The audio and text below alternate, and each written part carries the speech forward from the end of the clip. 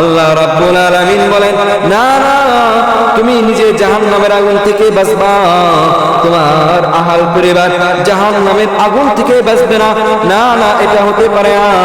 তুমি তোমার আহাল পরিবারকে নিজে জাহান্নামের আগুন থেকে বাঁচবা এবং তোমার আহাল পরিবার যারা আছে, আশেপাশে সমাজের লোক যারা আছে, আশেপাশে দেশের লোক যারা আছে, গ্রামের লোক যারা আছে, তোমার আহাল পরিবারের মধ্যে তোমার পরিবার আছে, মা বাবা আছে, ভাই ব্রাদার আছে, ছোট নাতি শিশু আছে, সবাইকে তুমি জাহান্নামের আগুন থেকে বাঁচাইবা।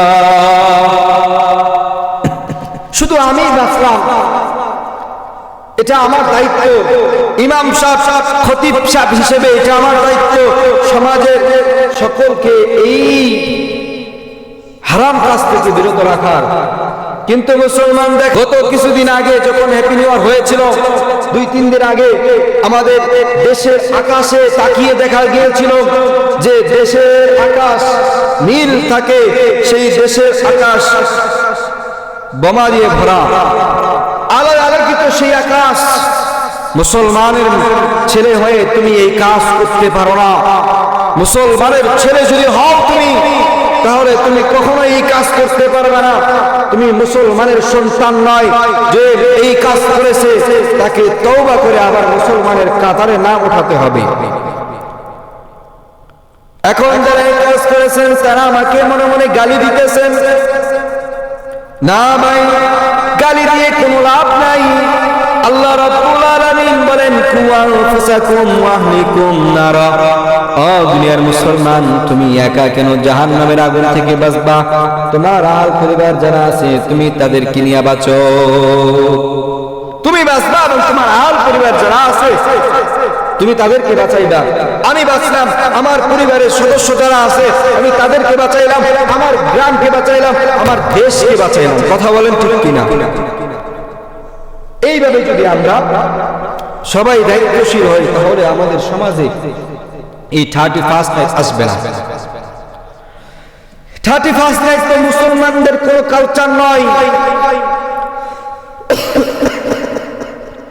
31st নাইট মুসলমানদের কোনো কালচার নয়, আর সামনে কখনো এই কালচার হবেও না।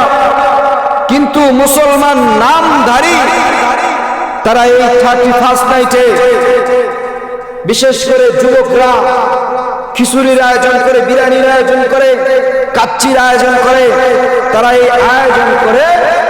আয়োজন করে তারা এই কাজ করে। মুহতারাম নাযিরিন, আল্লাহ রাব্বুল আলামিন বলে, তুমি জাহান্নামের আগুন থেকে বাঁচবা এবং তোমার আহল পরিবার যারা আছে তুমি তাদেরকে বাঁচাইবা। ও দুনিয়ার মুসলমান, শোনো রে শোনো, আল্লাহ রাব্বুল আলামিন বলেন, তোমরা বাঁচবা এবং তোমার আহল পরিবার যারা আছে তুমি তাদেরকে বাঁচাইবা। শরীয়ত তাকে মানা করেছে, শরীয়ত তাকে নিষেধ করেছে। শরীয়তের কথা না শুনে যারা এই কাজ করেছে তারা মুসলমানের কাতারে নেই। আল্লাহ রাব্বুল আলামিন বলেন, তুমি জাহান্নামের আগুন থেকে বাঁচবা, তোমার আহল পরিবারকে বাঁচাইবা, তুমি নিজে বাঁচবা, অপরকে বাঁচাইবা। কেন তুমি একা একা জাহান্নামের আগুন থেকে বাঁচবা? আল্লাহ রাব্বুল আলামিন সেদিন তোমার গলা চেপে ধরবেন। তুমি কেন একা একা জান্নাতের সার্টিফিকেট অর্জন করলা? আগুন থেকে বাঁচাও তুমি নিজেকে, তুমি নিজে। আল্লাহ নবী সাল্লাল্লাহু আলাইহি ওয়াসাল্লাম বলেন, বাল্লিগু আন্নী ওয়ালাউ আয়া। আল্লাহ নবী সাল্লাল্লাহু আলাইহি ওয়াসাল্লাম বলেন, আমার একটি বাণী হলো তুমি অপরের কাছে পৌঁছায়া দাও। এই বাণীটা আমি জানি আমি আপনাদের কাছে পৌঁছাবো না। কেন? মুসলমানের সন্তান হয়ে কেন তুমি বিধর্মীদের এই হট্ট করে যাবা? কই আমাদের কোন উৎসবে তো তাদেরকে দেখা যায় না। আমাদের সবে বরাতে তো তাদের একটা হিন্দুকেও দেখা যায় না। আমাদের সবে বরাতে কোনো খ্রিস্টানকে দেখা যায় না। আমাদের রোজার সময় তো কোন মুসলমান 31st নাইট উদযাপন করবা, কই কোনো হিন্দুকে তো দেখা যায় না আমাদের শবে বরাতে আসে, কই কোনো বৌদ্ধকে তো দেখা যায় না আমাদের শবে বরাতে আসে, কই কোনো খ্রিস্টানকে তো দেখা যায় না আমাদের শবে বরাতে আসে, কই কোনো হিন্দুকে তো দেখা যায় না আমাদের রোজারিতে আসে, কই কোনো মুসলমানের অমুসলমানকে তো দেখা যায় না আমাদের ঈদের সময় আসে, কই কি কোনো খ্রিস্টানকে তো দেখা যায় না ওই আমাদের ঈদের সময় আসে, কই কোনো হিন্দুকে তো দেখা যায় না যে আমাদের ঈদের সময় আসে, কই কুরবানি ঈদে তো কোনো মুসলমান ছাড়া আর কোনো বিজাতি দেখা যায় না, হিন্দু তো দেখা যায় না, বৌদ্ধ তো দেখা যায় না, খ্রিস্টান তো দেখা যায় না, কিন্তু কিন্তু পূজার সময় তো দেখা যায় মুসলমানের সন্তান হয়ে মুসলমানের ঘরে জন্মগ্রহণ করে তুমি মুসলমান নামধারী মুসলমান যাও পূজা করতে, পূজা দেখতে যাও, ওদের মেলা জমাইতে যাও। কই আজকে তো কোনো বিজাতি তোমাদেরকে দেখা যায় না, কই কোনো শবে বরাতে তো দেখা যায় না, কই কোনো রমজানের সময় তো কোনো হিন্দুকে দেখা যায় না, কই কোনো ঈদের সময় তো তোমাদের মসজিদে তোমাদের ঈদগাহে হিন্দুদেরকে দেখা যায় না, কই কুরবানির মাঠে তো কুরবানির ঈদের সময় নামাজের সময় তো কোনো হিন্দু তোমাদের ঈদগাহে দেখা যায় না, কুরবানির সময় কোনো হিন্দু তোমাদের কুরবানিতে আসে না, কেন তুমি মুসলমান হয়ে তাদের পূজায় যাও, কেন তুমি তাদের সেই কালচার ধরে রাখবা, হিন্দুদের কালচার কেন তোমার ভিতরে থাকবে?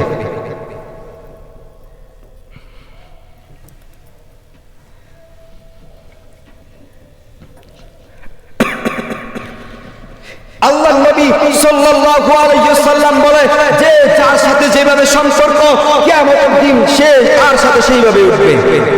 তুমি মুসলমানের সাথে তোমার সম্পর্ক তেমন নাই, দেখা যায় হিন্দুদের কোনো অনুষ্ঠান হইলে বৌদ্ধদের কোনো অনুষ্ঠান হইলে তুমি মুসলমান সবার আগে, কই তোমার ঈদের সময় তো দেখা যায় না তুমি তাদেরকে পাশে তো পাওয়া যায় না তাদেরকে,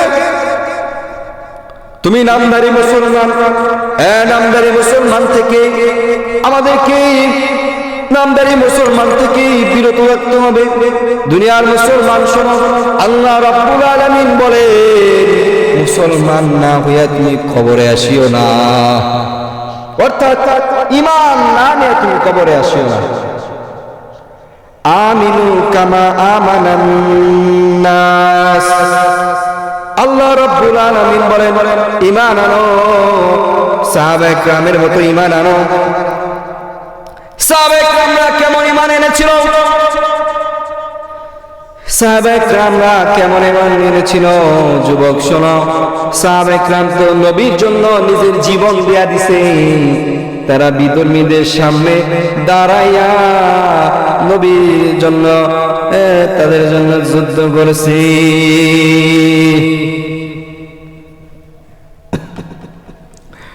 নবীর মনে যারা কষ্ট দিবারে যুবক, নবীর শাফাত পাইবা না, নবীর আদর্শ তোমার ভিতরে নাই, কিন্তু তোমার ভিতরে পাওয়া যায় নবীর যেগুলা মানা করে গিয়েছেন দুনিয়ার ভিতরে করার জন্য, তোমরা সেই কাজে লিপ্ত। এই নামধারী মুসলমানরা শুনে রাখেন, আমি এটা উচ্চ পর্যায়ের লেভেলের তাদেরকে বলবো, যারা নামধারী মুসলমান আছে, নামধারী মুসলমানরা শুনে রাখো, তোমরা যেরকম 31st নাইটে বক্স ডেক বাজিয়ে যেরকম মাটি কাঁপিয়েছো, মনে রাখবা এরকম একটা দিন তোমার জন্য অপেক্ষায় আছে, মাটি তোমাকে কাঁপাবে। কথা বলেন, মাটি কাঁপাবে তোমাকে। তুমি ডেক্স বাজিয়ে মাটি কাঁপিয়েছো, মাটিও তোমাকে একদিন কাঁপাবে, কাঁপাবে ইনশাআল্লাহ। ওই কবর তোমাকে প্রতিদিন ডাকিয়া বলে, এই দুনিয়ার মুসলমান, আমি বড় পোকামাকড়ের ঘর, আমি বড় অন্ধকার কবরের ঘর, এই ঘরে যারা আইবা বাতি নিয়ে আসবা, বাতি হচ্ছে তোমার ঈমান আমল। ঈমান নাই, আমল নাই, কবরে যায় তুমি সুখে থাকবা। তুমি যেরকম ডেক্স বাজিয়ে, তুমি যেরকম বক্স বাজিয়ে মাটি কাটিয়েছো, মনে রাখবা তোমার সামনে ওই দিন আসতেছে, মাটি তোমাকে কাঁপাবে। দুনিয়ার মুসলমান, মাটি যদি আমরা মাটি কবরে আমাদেরকে একদিন যেতেই হবে, যখন আমাদের মৃত্যু হয়ে যাবে তখন দুনিয়ার কোন মুসলমান, দুনিয়ার কোন ব্যক্তি আপনাকে আর দুনিয়ার ভিতরে রাখবে না, মাটি দিয়া ফেলবে। আপনি 10 তলার মালিক, 10 তলা থেকে আপনাকে সুন্দর মতো তারা নামাইয়া সাদা কাফন পরাইয়া জানাজা দিয়া মাটি দিয়ে আসবে। যদি প্রশ্ন করা হয় রে যুবক 10 তলা বিল্ডিং দিয়া কি করলা, তখন তোমার কাছে কোনো উত্তর থাকবে না। দুনিয়ার মুসলমান, যখন তোমারে আমারে বিল্ডিং থেকে নামায় আনবে, যদি এটা বলা হয় যে তোমার বিবিকে বলা হয় এতদিন তো তোমরা একসাথে ছিলা, স্বামী স্ত্রী একসাথে ছিলা, আজকে তোমার এই স্বামীকে তোমার বাড়িতে অর্থাৎ তোমার ঘরের ভিতরে রেখে দেই, বিবি ডাক দিয়ে বলবে না না না না, মানুষের সাথে কি কেউ থাকে নাকি, না না তোমরা তাকে বাইরে নিয়ে যাও, বাইরে নিয়ে যা দাফন করো, কাফন করো, গোসল দাও, জানাজা পড়ো, বাইরে নিয়ে তাকে গোসল করা দাও, গোসল করায়া তার কাফন পরায়া দাও, কাফন পরায়া ইমাম সাহেব দ্বারা জানাজা নামাজ পড়ায়া দাও, জানাজা নামাজ পড়াইয়া তোমরা তাকে কবরস্থ করে আসো। দুনিয়ার মুসলমান, তুমি মারা যাওয়ার পর সাথে সাথেই মসজিদে এলান হয়ে যাবে অমুক বাড়ির আব্দুল্লাহ আজকে ইন্তেকাল করেছে, বিকাল 5টায় তার জানাজা অনুষ্ঠিত হবে। কি হবে এই 10 তলার মালিক হইয়া, কি হবে এই জমিনের এত টাকার গরম করিয়া, এত টাকার মালিক হইয়া তোর আপনি রে যুবক, এত টাকা তোমার সাথে আমার সাথে কবরে যাবে না। তোমার আমার কবরকে যদি সুন্দর বানাইতে হয় তাহলে আমল নিয়ে কবরে যেতে হবে। দুনিয়ার মুসলমান, যারা কবরের আমল নিয়ে যাবা তারা কবরে ভালো থাকবা, যারা ঈমান নিয়ে কবরে যাবা তারা কবরে ভালো থাকবা। আর যারা দুনিয়াতে মাটিকে কাঁপাইছো, মনে রাখবা মাটিও তোমাকে কাঁপাবে। দুনিয়াতে যেরকম তুমি মাটি কাঁপাইছো, মাটি কিভাবে কাঁপাইলা, মাটি কিভাবে কাঁপাইলা, মাটি তুমি ডেক্স বাজাইছো, মাটিতে তুমি বক্স বাজাইয়া বাজাইয়া মার মার টুকি দেখে নাচাইয়া নাচাইয়া মাটি কাঁপাইলা রে যুবক। এমন একটা সময় আসবে মাটিও তোমাকে কাঁপাবে, কাঁপাবে রে যুবক। এখনো সময় আছে, আল্লাহ তাআলার কাছে ফিরে আসো, সেই কার্যক্রমের জন্য, সেই কাজের জন্য ক্ষমা চাও রে যুবক। ক্ষমা চাইলে আল্লাহ তাআলা এত রহমান এত রহিম রে, এত দয়ালু আমার আল্লাহ, তোমারে মাফ করিয়া দিবি। যুবক ভাইরা, মাটি কাঁপানোর দিন শেষ হয়ে যাবে একদিন। তুমি জমিনের ভিতরে ডেক্স বাজাইছো, বক্স বাজাইয়া বাজাইয়া মাটি কাঁপাইছো, এমন একটা সময় আসবে রে যুবক, মাটি তোমাকে কাঁপাবে, মাটি কাঁপাবে, দুই পাশের মাটি তোমাকে এমন ভাবে চাপ দিবে রে যুবক, দুই পাশের হার এক পাশে বিহার, দুই পাশের হার এভাবে এক পাশে ঢুকে যাবে রে যুবক। সেদিনকার তোমার আমার আপন কেউ থাকবে না। এই জন্য এই সব কাজ আমাদেরকে বিরত থাকতে হবে। আল্লাহ রাব্বুল আলামিন এই সব কাজ থেকে বিরত রাখার তৌফিক দান করেন। সকলে বলেন আমিন।